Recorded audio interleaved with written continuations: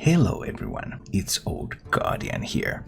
Hearthstone Grandmasters Season 1 Week 2 was played over the weekend, and in this video I'm going to take a look at which archetypes were performing very well and which didn't quite live up to expectations.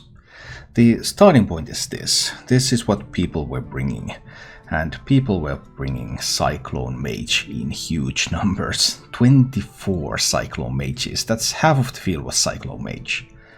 Another popular one was Bomb Warrior, and then much less of Midrange Hunters, Bomb Hunters, Holy Rat Paladins and the like. There were some differences between regions, with Americas really undecided on the best course to take and having all sorts of different variants, being the only region to feature any Paladins, Rogues and Shaman, for example, whereas APAC and Europe were much more focused on Cyclone Mage. But how well did Cyclone Mage do, and were other decks able to beat it or not? Looking at the archetype performance numbers based on archetype and based on region, we can see that Rogue was just nerfed. It was phenomenal. 2 players bought Rogue. One of them went 4-0, the other one went 4-1 in games, so both went 2-0 in matches. And what? Just like what? And the second most successful archetype was Midrange Hunter. Midrange Hunter has been low-key dominating on the ladder as well. There are still tons of different builds of it, and I think many of the builds that were brought here were not yet quite optimal. There are still many different approaches to Midrange Hunter. But that is definitely an archetype that is on the rise, with the old Tempo Rogue deck nerfed. Bomb Warrior was the second most popular deck that was brought to the tournament, and it performed quite well. 20 game wins, 16 game losses, 56% win rate. Not bad at all. Holy Rat Paladin was also able to win slightly more games than it lost. And then we had other niche picks like Murloc, Shaman and Conjure Mage also doing a pretty decent job. And then the elephant in the room, Cyclone Mage, the alleged best deck in the game. In non-mirror games, Cyclone Mage went 38-42 for a 48% win rate. This is in line with overall statistics from ladder environment. So even though these are now Grandmasters players, because there's always the argument, okay, but this deck is so skillful, people just don't know how to pilot it. It should really have much higher win rates. Well, we're getting to a point where this argument only stands if you count one single player in the world piloting this deck, and everyone else just doesn't know how to do it. Numbers on the ladder, numbers in Grandmasters show that Cyclone Mage, okay, it's a decent deck, it's not bad, but it's by no means dominating in either environment. The decks that really failed this week were Token Druid and Bomb Hunter. Especially Bomb Hunter just couldn't get the job done. We can also look at these results from a different perspective, from the perspective of matchups. Okay, so what did these decks win against and what did they lose against? And here is the performance of all the archetypes and the other archetypes that they were facing. So Rogue 4-0 against Cyclone Mage. Midrange Hunter also 6-0 against Cyclone Mage.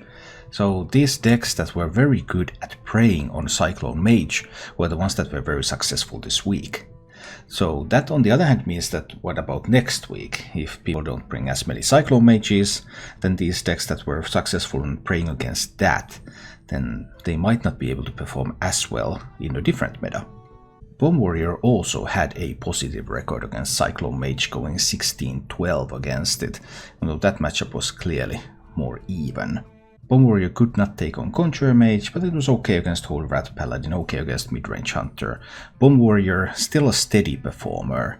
Not a deck that really dominates its matchups, but it has a game against most other decks. And Cyclone Mage, dominating performance against Bomb Hunter, especially 10-3. But Bomb Warrior, not so much, taking a beating from Holy Rat Paladin, Midrange Hunter, Tempo Rogue, Shark Rogue.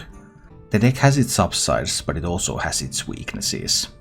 And when it comes to specialist format, what you're playing against is incredibly important because you're only bringing one class. So we already saw this week a lot of mind games, because every Grandmasters player is going to be playing against 2 other people, and they know who they're playing against. So they're trying to figure out, okay, what decks do these people prefer, and try to bring decks that counter them. This was a theme that was repeated many times during the week. And that makes this Grandmasters tournament a little bit different than something like a 300-player Swiss, where you bring a deck, try to predict the overall meta spread, and hope that you land the right matchups. In this one, you're trying to mind game your opponent into bringing something that you can bring a counter to. For example, the one Conjurer Mage that was brought to the tournament by Jala, he said that okay, he knew that both of his opponents like to play Warrior, and Conjurer Mage is a good counter to Warrior, so he's going to bring Conjurer Mage, he trusts that the opponents will bring Warrior, and then he will take the wins. One of them did bring Warrior, he won that matchup, one of them brought Cyclone Mage instead, and he lost that one. So a lot of mind games going around. The sweeper decks of this week. There were 2 players sweeping their series with 1 Warrior, Shaxian Dog. 2 Cyclone Mages also managed to go 4-0, Seiko and Phenomeno. And also Blitzchunk's midrange hunter was 4-0, and Strife Crow with his rogue pick 4-0. I mean, that's something incredible. That's pretty much the story of the week. Rogue was just nerfed. Players had less than 1 day to come up with a lineup, and Strife Crow brings Rogue and wins every game. And this is the lineup that he used to do that. This is the type of evolution Rogue is going through. There's Heist Baron Dogwaggle in this deck, there's no raiding party. The deck makes use of Underbelly Fence, it makes use of Henge Clan Burglar, Vendetta. So it's able to generate a lot more resources, it's still able to maintain its aggressive nature, but with a bit of a different approach than the Waggle Big line. Strafco's secondary deck introduces Harrison Jones for weapon removal, Dogwaggle Scheme so that he can have a lot of Dogwaggles, and Sprint for some additional card draw, so putting him in a better position to contest warriors. And the tertiary deck, Walk the Planks, Big Game Hunter, stuff that is useful in killing mages and those big giants. Obviously, these decks were submitted less than 1 day after the nerfs. Meta has already moved on, and there are quite a lot of evolution going on with Rogue, including a lot of Rogue decks that are still using Wagglepick, or using Wagglepick again. So this week's Grandmaster decks are probably of less value to use on ladder than on most weeks, because there was just so little time after the nerfs to come up with the decks. Nonetheless, this is a little indication that Rogue, it might have been beaten down a little bit, but it's ready to make a comeback. Will be interesting to see what Grandmasters will be bringing this week, with 1 more week of the new meta under the belt. Thank you for watching.